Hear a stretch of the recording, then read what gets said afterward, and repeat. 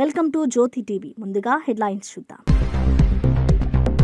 SRSP 2 ప్రాజెక్టుకు రామిరెడ్డి దామోదర్ రెడ్డి పేరు ఖరారు. తుంగతుర్తి సభలో ప్రకటించిన ముఖ్యమంత్రి రేవంత్ రెడ్డి. నల్గొండకు గోదావరి జలాలు ఆయన చెలవేనన్న సీఎం. 24 గంటల్లోనే జీవో జారీ చేస్తామని వెల్లడి.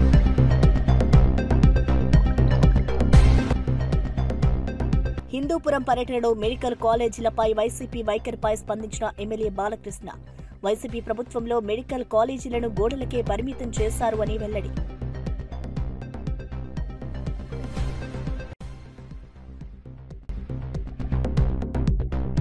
వేములవాడ రాజన్న ఆలయం అభివృద్ధి పనులపై గందరగోళం. ఈవో తీరుపై మండిపడుతున్న బీజేపీ శ్రేణులు. ప్రభుత్వం దిష్టిబొమ్మ దహనం చేసి నిరసన తెలిపిన బీజేపీ నాయకులు. అభివృద్ధి పేరిట ఆగం చేస్తున్న వేములవాడ ఈవో అంటూ ఫైర్.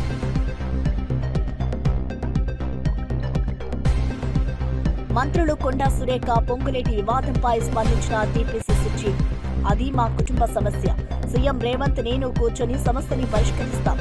కేవలం సమాచార లోపం వల్ల ఏర్పడిన సమస్య మాత్రమే అన్న మహేష్ కుమార్ గౌడ్. మహాత్మా గాంధీపై అనుచిత వ్యాఖ్యలు చేసిన నటుడు శ్రీకాంత్ అయ్యంగార్పై టీపీసీసీ ఉపాధ్యక్షుడు ఎమ్మెల్సీ బల్మూరి వెంకట్ ఫిర్యాదు చేశారు. జాతిపితపై అసభ్యకరంగా మాట్లాడిన వారికి తగిన శిక్ష తప్పదన్నారు. సైబర్ క్రైమ్ పోలీసులకు ఫిర్యాదు చేసి శ్రీకాంత్ను తమ అసోసియేషన్ నుంచి తొలగించాలని కోరారు. గాంధీ అహింసా సిద్ధాంతాలను దెబ్బతీయడం తీవ్రంగా ఖండించారు. దేశానికి మార్గదర్శకుడైన మహాత్ముడిపై ఇలాంటి వ్యాఖ్యలు చేయడం అసహ్యం కలిగిస్తుందని అన్నారు. ఈ ఘటనపై సినీ రాజకీయ వర్గాల్లో తీవ్ర ఆగ్రహం వ్యక్తమవుతోంది.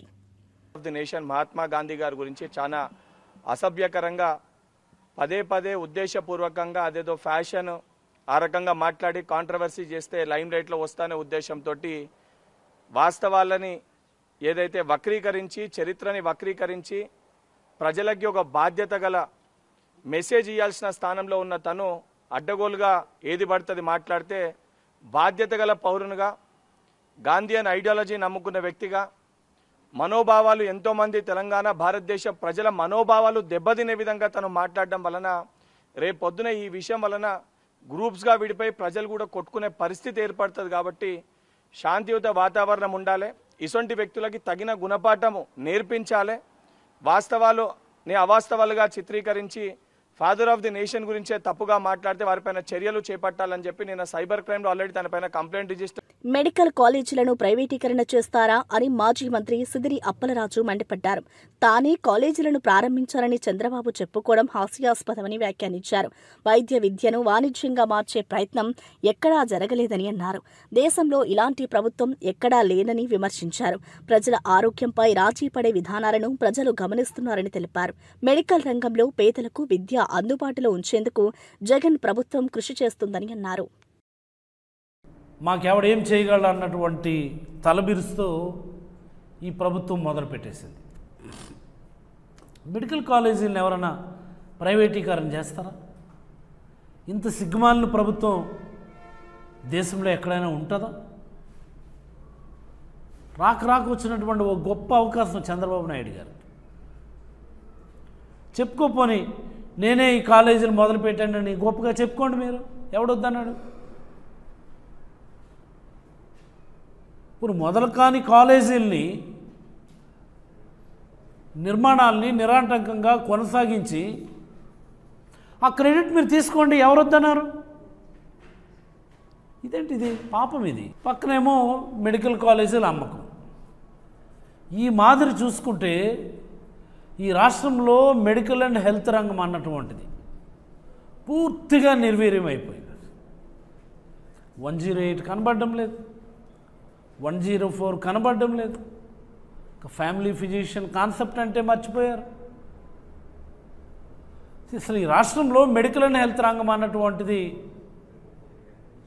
పూర్తిగా పడకేసి హెల్త్ ఎమర్జెన్సీ ప్రకటించేటటువంటి సమయానికి చేరుకుందని నేనైతే అభిప్రాయపడతా ఉన్నాను. జోర్డాన్లో చిక్కుకున్న తెలంగాణ గల్ఫ్ కార్మికులకు మాజీ మంత్రి హరీష్ రావు భరోసా ఇచ్చారు.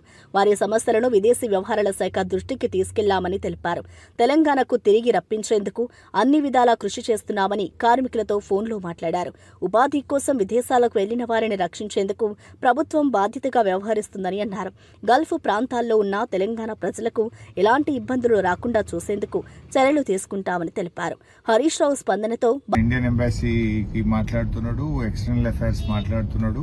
నేనే చెప్పిన ఎట్లన్నా మన పిల్లల్ని తీసుకొచ్చుకుందామన్నా కొద్దిగా సీరియస్ తీసుకోండి అంటే పాపం సురేష్ రెడ్డి గారు వారు ఇప్పుడు ఎంపీ, మన బీఆర్ఎస్ పార్టీ రాజ్యసభ ఎంపీ, వారే సీరియస్ తీసుకొని ప్రయత్నం చేస్తున్నారు. అయితే ఇప్పుడు ఆ పెనాల్టీ ఏదో వేస్తారట జనరల్ గా, అది తక్కువ చేసి కొద్దిగా తక్కువ పెనాల్టీ వేసేటట్టు చేస్తే ఏదైనా కట్టి మిమ్మల్ని బయటకు తీసుకొచ్చుకుందామని ప్రయత్నం చేస్తున్నాము. ఎక్కువ నేను పర్సూ చేస్తాను. ఆ ప్రదీప్ అగర్వాల్ నంబర్ తీసుకొని కూడా మాట్లాడతాను. మీరు సురేష్ రెడ్డి గారితో ఫోన్లో టచ్లో ఉండండి, మెసేజ్ కానీ ఫోన్ కానీ. నేను కూడా టచ్లో ఉంటాను. వీలైనంత తొందరగా దానికి ఒక పరిష్కారం తీసుకుంటాం. పెనాల్టీ అంటే పెనాల్టీ కట్టేంత వెళ్ళలేదు సార్. ఏంటంటే 1 year అది ఇక్కడ కంట్రీలే లేదు నడుస్తుంది. ఎందుకంటే ఇతరులు వేరే కంపెనీ ఉన్నారు సార్ మన తెలంగాణ. పెనాల్టీ అనేది లేదు సార్. చాలా ఇచ్చారు మీరు దాని ఉద్దేశంతో మేము అంటున్నాం సార్. అదే సార్ మాట్లాడుతున్నాం బెట్ట, పెనాల్టీ వేయొద్దనే మాట్లాడదాం. ఒకవేళ ఏదన్నా వేసినా తప్పది అనుకుంటే మేము గట్టినా తీసుకొస్తాం. లేరా బాబు, తొందరపడకు, టెన్షన్ పడుకుంటా. మిమ్మల్ని ఎవడో బ్రోకర్ మోసం చేసిండు, బట్ అక్కడ దేశం యొక్క పద్ధతులు ఉంటాయి, తెలుసుకోండి మీరు కూడా. మన సురేష్ రెడ్డి గారు కూడా తెలుసుకుంటున్నారు, నేను కూడా తెలుసుకుంటా. తొందరగా ఎంత వీలైతే తొందరగా మేము తీసుకొస్తాం. సరే సార్, ఖచ్చితంగా సార్. ఒక విషయం సార్, చెప్పండి. సార్ ప్రాబ్లం ఏంటంటే సార్ వాళ్ళు చెప్పింది తోట పని చెప్పిన పనే ఉంది సార్. పని గురించి ప్రాబ్లం లేదు. కాకపోతే మాకు ఫుడ్ వల్ల స్టార్టింగ్ నుంచి ప్రాబ్లమే ఉంది సార్. ఫుడ్ బాగాలేదా? అన్నం పెట్టు సార్. స్టార్టింగ్ 5-6 సంవత్సరాల అబ్బాయి తింటాడు సార్. పగటన్నం పెట్టేది, పొద్దుకి పెట్టేది, అదే కొలత. అయితే అన్నం సరిపోక మేము వచ్చిన వారం 10 రోజుల సార్ని కూడా చెప్పినాం, ఎవరు పట్టించుకోలే, పెట్టలేదు. తర్వాత 3 నెలల నాటికి మేమందరం ఒక రోజు పని చేసినాం సార్. ఇటుతోటే సార్ ఇవంతా రెస్పాండ్ వచ్చింది సార్. చాలా థ్యాంక్ యూ సార్. మీరు చాలా మీ నుండి ట్వీట్ వచ్చిందంటే మేము ధైర్యపడలేదు సార్. నేను వాళ్ళకు కూడా చెప్పిన వాళ్ళ బీజేపీ కేంద్ర మంత్రులు కిషన్ రెడ్డి, సంజయ్ కూడా ట్వీట్ ట్యాగ్ చేసిన, ఎక్స్టర్నల్ అఫైర్స్ కు ట్యాగ్ చేసిన, మన స్టేట్ గవర్నమెంట్ కు ట్యాగ్ చేసిన, ప్రయత్నం చేస్తున్నా, అన్ని రకాలుగా ప్రయత్నం చేస్తున్నా బాబు. మీ భరోసాతో సార్ ఇంత ధైర్యంగా ఉన్నాం సార్. చాలా ధన్యవాదాలు సార్. తప్పకుండా కాపాడుకుంటాం బేటా, తొందరగా మిమ్మల్ని తీసుకొస్తాం. Thank you. ఇక మంత్రి వివేక్ వెంకటస్వామి సంచలన వ్యాఖ్యలు చేశారు. తనపై కొందరు కుట్రలు పన్నుతున్నారని, మంత్రి అడ్లూరి లక్ష్మణ్ను రెచ్చగొట్టి విమర్శలు చేయిస్తున్నారని తెలిపారు. లక్ష్మణ్ తనపై ఎందుకు విమర్శలు చేస్తున్నారో అర్థం కావడం లేదని అన్నారు. లక్ష్మణ్ వస్తే తాను వెళ్లిపోతానన్న వార్తలు అబద్దమని స్పష్టం చేశారు. రాజకీయాల్లో లక్ష్మణ్ను ప్రోత్సహించింది తన తండ్రేనని అన్నారు. కష్టపడి పనిచేస్తున్న తనను లక్ష్యంగా చేసుకుని చేస్తున్న ఈ కుట్రలు కాంగ్రెస్ విలువలను దెబ్బతీస్తాయని ఆవేదన వ్యక్తం చేశారు.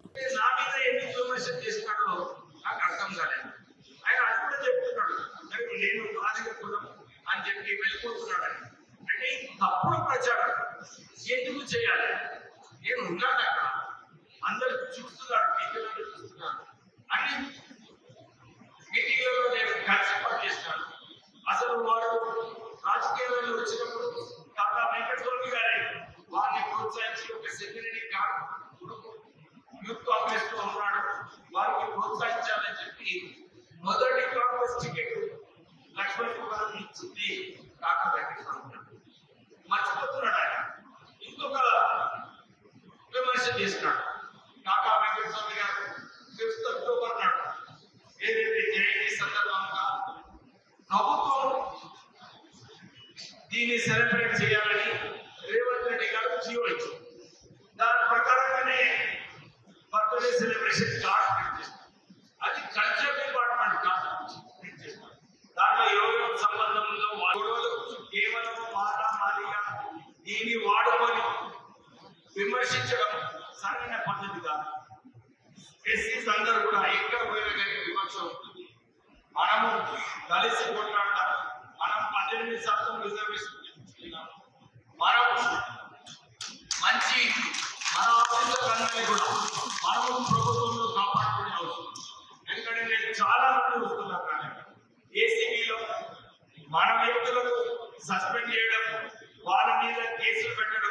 కానీ ఎవరైతే వారి పైన పనిచేస్తున్నారు, ఎవరైతే వారి కింద పనిచేస్తున్నారు వాళ్ళ మీద ఏం యాక్షన్ లేదు. మన వాళ్ళు ఎవరైతే ఉన్నారో వాళ్ళ మీద యాక్షన్ తీసుకోవాలి.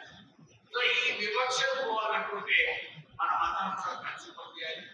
నేను ఇంతకుముందు కూడా మన గంగాధర్ గారు చెప్పారు మీటింగ్లో మాట్లాడినప్పుడు, వివేక్ గారు వారికి మంత్రి పదవి ఇంపార్టెంట్ కాదు. నిజంగా చెప్పాలంటే నాకు ఒక ఆశ ఉండే, మా నాన్నగారు మంత్రి పదవిలో ఉండే, నేను ఒక్క రోజు మంత్రి అయితే సరిపోతుందని అయిపోయినాను. ఇప్పుడు నాకు మంత్రి పదవి మీద మోసం లేదు. నేను కేవలం ప్రజలకు సేవ చేయాలి, ప్రజలకు ఉపయోగపడితే, నా వల్ల ప్రజలకు ఉపయోగపడితే చాలా నేను అనుకున్నాను. ఇప్పుడు ములుగు జిల్లా తాడ్వాయిలోని సమ్మక్క సారలమ్మ వన దేవతలను కాంగ్రెస్ నేతలతో కలిసి దర్శించుకున్నారు మంత్రి సీతక్క. మొక్కులు చెల్లించారు. అనంతరం ముఖ్య కార్యకర్తల సమావేశంలో పాల్గొని అభివృద్ది సంక్షేమ పథకాలను ప్రజల్లోకి తీసుకెళ్లాలని సూచించారు. రాష్ట్రంలో మహిళా ప్రగతి అంటే సమాజ ప్రగతేనని సీఎం రేవంత్ రెడ్డి అంబేద్కర్ స్ఫూర్తితో పనిచేస్తున్నారని తెలిపారు. ప్రతి మహిళకు వడ్డీ లేని రుణాలు, పేదల కోసం రేషన్ కార్డులు, రైతు రుణమాఫీ వంటి పథకాలతో ప్రజల నమ్మకం గెలుచుకున్నామని పేర్కొన్నారు. బీఆర్ఎస్, బీజేపీలు విమర్శలకే పరిమితమని అన్నారు. కాంగ్రెస్ కార్యకర్తలు ప్రజల మధ్య ఉండి ప్రభుత్వం చేస్తున్న సేవలను వివరించాలన్నారు. ఈ యొక్క గద్దెల ప్రాంగణాన్ని పునరుద్ధరించాలి, అద్భుతంగా నిర్మాణం చేసి 1000 ఏళ్లు భక్తులకు అందుబాటులో ఈ టెంపుల్ ఉండాలి, గుడి ఉండాలి సమ్మక్క సారలమ్మ అనే ఉద్దేశంతో మరి వారు కూడా యుద్ధ ప్రాతిపదికన తీసుకొని పనిచేస్తూ ఉన్నారు. గత వారం క్రితం పనులు కూడా మొదలు పెట్టడం జరిగింది. కాబట్టి ఇప్పటికీ ఈరోజు చూస్తే సండే అయినప్పటికీ కూడా విపరీతంగా జాతర రాకముందే భక్తులు పెద్ద ఎత్తున వస్తున్నారు. భక్తులకు కూడా మొన్న ముఖ్యమంత్రి గారు వచ్చిపోయిన తర్వాత మేడారానికి చాలా మందికి ఇంకా ఇక్కడ జరుగుతున్నటువంటి పనుల గురించి కూడా బాగా తెలిసి ఇంకా విశ్వాసంతో, అభిమానంతో, విశ్వాసంతో, నమ్మకంతో భక్తులు పెద్ద ఎత్తున వస్తూ ఉన్నారు. అన్ని ఏర్పాట్లు ఇప్పటి నుంచే మొదలు పెడతా ఉన్నాం. ముఖ్యంగా పోలీసు అధికారులు కానీ, శానిటేషన్ కానీ ఇవన్నీ మరి ఎప్పటికప్పుడు సంసిద్ధం చేసుకుంటూ పర్మనెంట్ స్ట్రక్చర్ కోసం కూడా ఆల్రెడీ వర్క్ స్టార్ట్ అయింది. తొందరలోనే ఇక్కడ గ్రనైట్స్ తీసుకొచ్చి కూడా నిర్మాణం మొదలు పెట్టడం జరుగుతుంది. ముఖ్యంగా పాత చుట్టూ ఉన్నటువంటి సాలారం కూడా ఇప్పటికిప్పుడు తీసేయకుండా మరి కొత్తది నిర్మాణం అవుతున్న క్రమంలో తీసేస్తే ఎక్కువ రోజులు భక్తులకు కూడా మరి రావడానికి సౌకర్యవంతంగా ఉంటుందనే ఉద్దేశంతో అధికారులు, అదేవిధంగా పూజారులు, మరి ఆర్కిటెక్చర్స్ మేమందరం కలిసి ఈ యొక్క గుడి నిర్మాణంలో భాగం పంచుకోవడం మా అదృష్టంగా భావిస్తా ఉన్నాం. ఖచ్చితంగా మాకు కూడా రోజులు తగ్గిపోతూ ఉన్నాయి, భక్తులు కూడా రోజులకు పెరుగుతూ ఉన్నారు. కాబట్టి యుద్ధ ప్రాతిపదికన ఈ వర్క్ను చేస్తున్నందుకు ముఖ్యమంత్రి గారికి, ఇన్ఛార్జ్ మినిస్టర్ పొంగులేటి శ్రీనివాసరెడ్డి గారికి, అదేవిధంగా ఎండోమెంట్ మినిస్టర్ సురేఖక్క గారికి, మా tribal welfare minister Adluri Laxman గారికి, మా జిల్లా కలెక్టర్ దివాకర్ గారికి, పర్యవేక్షణ ఉన్నటువంటి ఎస్పీ గారు, ఇతర పోలీసు అధికారులు, జిల్లా యంత్రాంగం అందరికీ కూడా పేరు పేరున నమస్కారాలు. పూజారులు మేమందరం మళ్లీ మీటింగ్స్ పెట్టుకొని ప్రతి స్టెప్ మరి ప్రతి అద్భుతంగా మా పూజారులు కానీ, మా పిల్లలు కానీ రాబోయేటువంటి గుడి నిర్మాణంలో మా ఆదివాసుల చరిత్ర, ముఖ్యంగా సమ్మక్క సారలమ్మ, గోవిందరాజు, పగిడిద్దరాజు కుటుంబాల చరిత్ర, పూజార్ల వంశ చరిత్ర ఇవన్నీ కూడా అద్భుతంగా కట్టడాల మీద రావడం నిజంగా ఈ జన్మకు మాకు ఇది ఒక గొప్ప అవకాశంగా మేము భావిస్తా ఉన్నాం. కాబట్టి కొంతమంది రకరకాల ప్రచారాలు చేసినప్పటికీ మా అందరికి ఒకటే చిత్తశుద్ధి, నన్ను కన్నది సమ్మక్క సమ్మయ్య, కానీ దీవించి ఈ స్థాయికి తీసుకొచ్చి పునర్జన్మనిచ్చి నాకు ఒక జీవితాన్ని ప్రసాదించింది మరి ఈ సమ్మక్క సారలమ్మ, పగిడిద్దరాజు, గోవిందరాజు, ఈ ములుగు ప్రాంత ప్రజలు. కాబట్టి ఖచ్చితంగా ప్రజాసేవలో ఉంటాం. ఈ తల్లుల యొక్క గొప్ప కీర్తిని ఎక్కడ కూడా ఇంచు కూడా తగ్గకుండా ముందుకే తీసుకెళ్తాం తప్ప ఎక్కడ కూడా ఏ చిన్న ప్రాబ్లం రాకుండా గుడి నిర్మాణం కూడా చేపడతామని భక్తులకు అందరికీ తెలియజేస్తూ అందరికీ నమస్కారం. తుంగతుర్తి నియోజకవర్గంలో దివంగత నేత రామ్రెడ్డి దామోదర్ రెడ్డి సంస్మరణ సభలో పాల్గొన్న ఉప ముఖ్యమంత్రి భట్టి విక్రమార్క ఘన నివాళులర్పించారు. కాంగ్రెస్ అంటేనే దామోదర్ రెడ్డి, ఆయనంటేనే కాంగ్రెస్ అని అన్నారు. 1985లో పార్టీ ప్రతికూల పరిస్థితుల్లోనూ కాంగ్రెస్ జెండాను ఎగరవేశారని గుర్తు చేశారు. సిద్ధాంతాలకు కట్టుబడి ప్రజల కోసం పోరాడిన ఆయన త్యాగం చిరస్మరణీయమని అన్నారు. ప్రజాప్రభుత్వం ఆయన ఆశయాలను ముందుకు తీసుకెళ్తుందని తెలిపారు. ప్రజల మనసుల్లో దామోదర్ రెడ్డి శాశ్వతంగా నిలిచిపోతారని పేర్కొన్నారు. అడుగులో అడుగు వేస్తూ ఈ జిల్లా దాటేంత వరకు నా వెన్నంటి ఉండి నడిపించినటువంటి ఒక గొప్ప సోదరుడు ఈరోజు మా మధ్య, మనందరి మధ్య లేనందుకు నిజంగా చింతిస్తా ఉన్నాం. చాలా బాధాకరంగా కూడా ఉంది. ఆయన జీవితం మొత్తం కూడా ప్రజలకే అంకితమై పనిచేసి చివరి వరకు కూడా ప్రభుత్వాలతో మాట్లాడుతూ సంక్షేమ కార్యక్రమాలను ప్రజలకు అందించడం కోసమే పరితపించారు. ప్రతిపక్షంలో ఉన్నా లేకపోతే అధికార పార్టీలో ఉన్నా, అటు శాసనసభలో కానీ లేకపోతే ప్రత్యేకమైనటువంటి సమావేశాల్లో కానీ ఎప్పుడు కూడా ప్రజల పక్షాన్ని వారు మాట్లాడుతూ ఉండేవారు. అనాదిగా సుదీర్ఘకాలం రాజకీయ జీవితాల్లో ఉన్నప్పటికీ కూడా ఎప్పుడు ప్రత్యేక తెలంగాణ వాదం వచ్చినా కూడా ప్రతి సందర్భంలో ప్రత్యేక తెలంగాణ కోసం నేనున్నాను అంటూ గళమెత్తి తెలంగాణ కోసం కొట్లాడినటువంటి ధీరోదత్త నాయకుడు శ్రీ రామిరెడ్డి దామోదర్ రెడ్డి గారు వారు మన మధ్య లేకపోవటం నిజంగా మనందరి దురదృష్టంగా నేను భావిస్తూ ఉన్నాను. వారి ఆత్మకి శాంతి చేకూరాలని, వారి నమ్మిన ఆశయాల్ని, సిద్ధాంతాల్ని తప్పనిసరిగా కాంగ్రెస్ పార్టీ ముందుకు తీసుకొని పోతుందని, వారు చెప్పిన ఆలోచనల్ని రాష్ట్ర ప్రభుత్వం అమలు చేస్తూ ముందుకు పోతుందని, వారు ఏ రాష్ట్ర ప్రజల సంక్షేమం కోసం, ఏ తెలంగాణ రాష్ట్రం అభివృద్ధి చెందాలని, ప్రత్యేక రాష్ట్రం కావాలని, తద్వారా ఈ రాష్ట్రం సర్వతోముఖంగా సామాజిక న్యాయంతో ముందుకు పోవాలని ఆశించారో వారి ఆశల్ని నిజం చేస్తూ ఈ రాష్ట్ర ప్రభుత్వ పరిపాలన కొనసాగుతుందని చెప్పి అటువంటి ఆలోచన పాలనతోనే వారికి మేము ఘనమైన నివాళులు అర్పిస్తామని కూడా ఈ సందర్భంగా మనం చేస్తా ఉన్నాం. ఆయన అశేషంగా ఉమ్మడి నల్గొండ జిల్లాలోనే కాదు, ఉమ్మడి ఖమ్మం జిల్లాలోనే కాదు, రాష్ట్ర వ్యాప్తంగా ఆనాడు ఉమ్మడి రాష్ట్రంలో కూడా ఉన్నటువంటి వివిధ జిల్లాల్లో వారికి ప్రత్యేకమైనటువంటి అభిమానులు ఉన్నారు. ఈరోజు వారి కుటుంబ సభ్యులకి, వారి అభిమానులందరికీ కూడా నా ప్రగాఢమైనటువంటి సానుభూతిని తెలియజేస్తూ వారి ఆత్మ శాంతి చేకూరాలని భగవంతుడిని కోరుకుంటూ నేను ముగిస్తా ఉన్నాను. నమస్కారం. జూబ్లీహిల్స్ నియోజకవర్గ ఉప ఎన్నికల వేడి రాజుకుంటున్న వేళ BRS working president KTR Congress ప్రభుత్వంపై నిప్పులు చెరిగారు. జూబ్లీహిల్స్ ప్రజలు అభివృద్ధికి చిహ్నమైన కారు గుర్తుకు ఓటేస్తారో లేక విధ్వంసానికి ప్రతీకగా మారిన బుల్డోజర్ను ఎంచుకుంటారో తేల్చుకోవాలని సూటిగా ప్రశ్నించారు. ఈ ఉప ఎన్నిక ద్వారా రేవంత్ రెడ్డి ప్రభుత్వానికి గట్టి గుణపాఠం చెప్పాలని ఆయన పిలుపునిచ్చారు. ఆదివారం తెలంగాణ భవన్లో షేక్పేట్ డివిజన్కు చెందిన బీజేపీ సీనియర్ నాయకులు చెర్కా మహేష్ తన అనుచరులతో కలిసి బీఆర్ఎస్ లో చేరిన సందర్భంగా ఏర్పాటు చేసిన సమావేశంలో కేటీఆర్ ఈ ఘాటు వ్యాఖ్యలు చేశారు. क्या दिखा के पूछेंगे आप? एक घर बांधे, यहाँ पे एक घर दिए, एक गरीब को घर दिए, एक मकान का पट्टा दिए किसी को, एक गरीब को कोई पट्टा दिया, आप कितने घर गिराए आप हाइड्रा के नाम पे? इसीलिए मैं बोल रहा हूं आप शेखपेट के हमारे जो भाई है बहन है, सबक सिखाने का है कांग्रेस पार्टी को. अगर ये इलेक्शन कांग्रेस हारता उसका कोई नुकसान नहीं होता, उसका हुकूमत नहीं खत्म होता, पर उनको एहसास होता कि अवाम गुस्से में है. ఈ ఎలక్షన్లో కాంగ్రెస్ ఓడిపోతే వాళ్ళకి వచ్చిన నష్టం ఏం లేదు, సర్కారేం పడిపోదు. కానీ ఈ ఎలక్షన్లో గట్టిగా కడుపులోకి వెళ్ళి గుద్దితే కాంగ్రెస్ వాళ్లకు బుద్ధి వస్తుంది. అగో ప్రజలు కోపం మీద ఉన్నారు. 2,500 రూపాయలు లేకపోతే ఆడపిల్లలు ఊకోరు, స్కూటీ లేకపోతే ఊకోరు, జూట మాటలు చెప్పి ఓట్లు దొబ్బి తర్వాత మళ్ళీ మాట తప్పితే ఊకోరు, బుద్ధి చెప్తారు.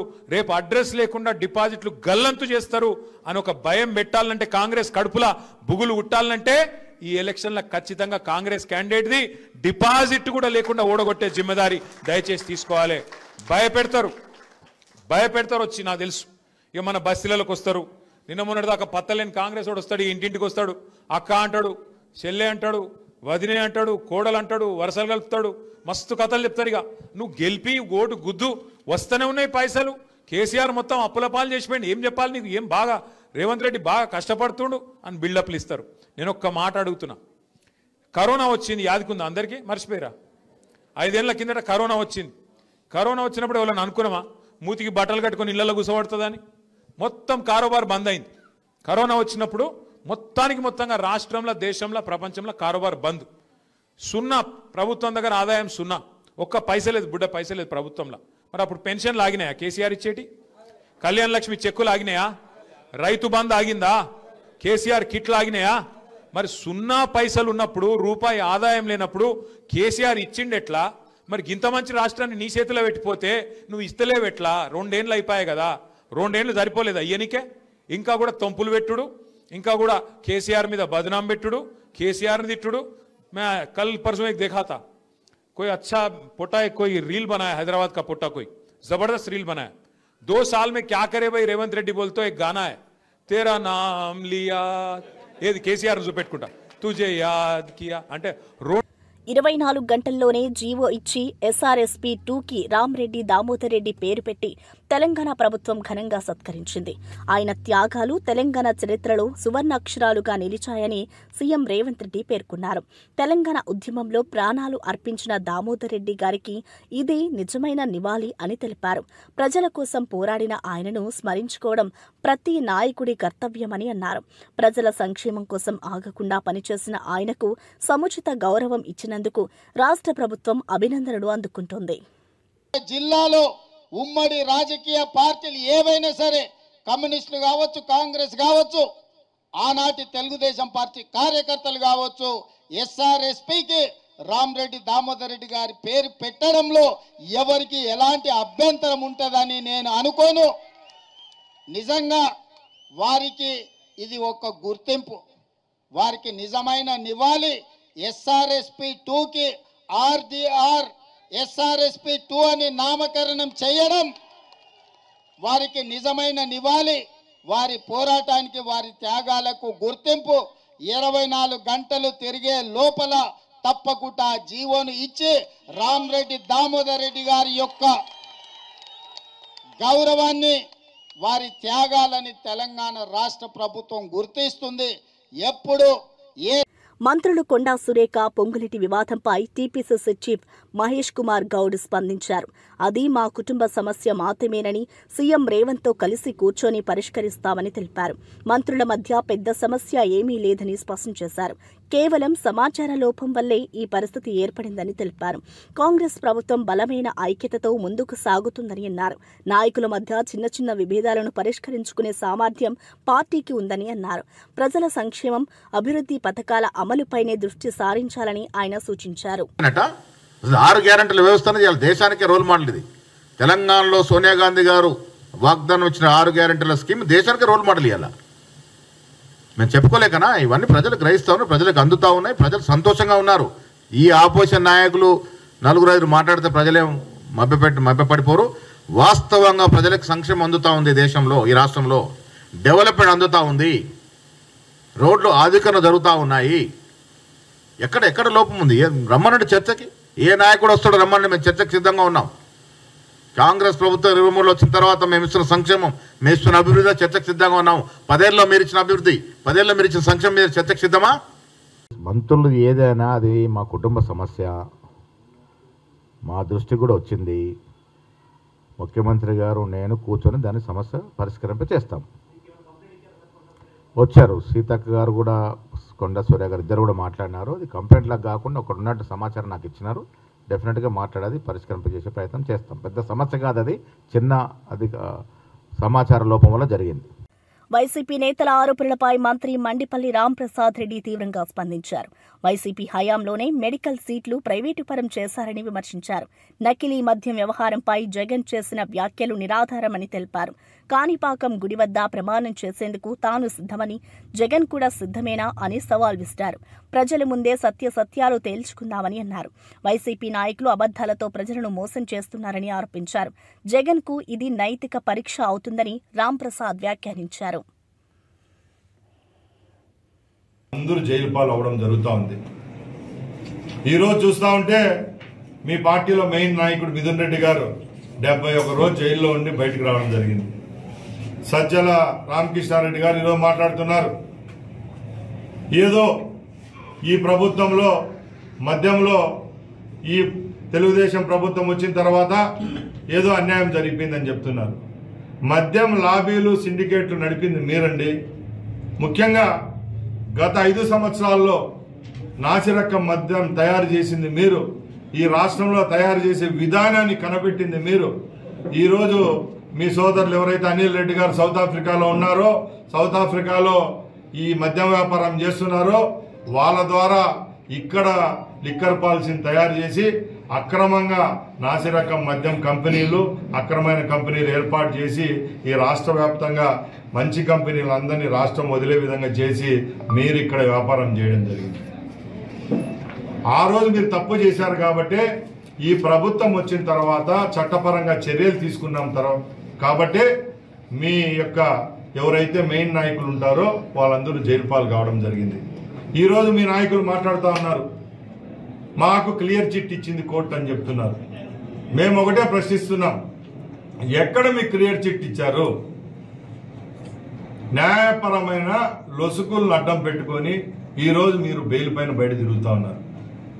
కేవలం కండిషన్ బెయిల్ మీద మీరు బయటకు వచ్చి ఈరోజు మా ప్రభుత్వం పైన మా పైన నిందలు వేస్తా ఉన్నారు. మేము ఒకటే సవాల్ విసురుతున్నాం. మొన్న మొలకల చెరువులో జరిగిన ఘటన గురించి నేను ఒకటే చెప్తున్నా ఈ ప్రాంతవాసిగా.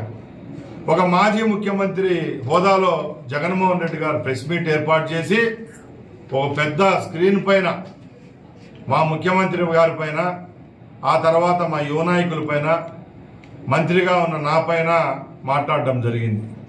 నేను ఛాలెంజ్ విసురుతున్నా జగన్మోహన్ రెడ్డికి, రండి ఇక్కడే మన కాణిపాకం వినాయకుని దగ్గర ప్రమాణం చేస్తాం.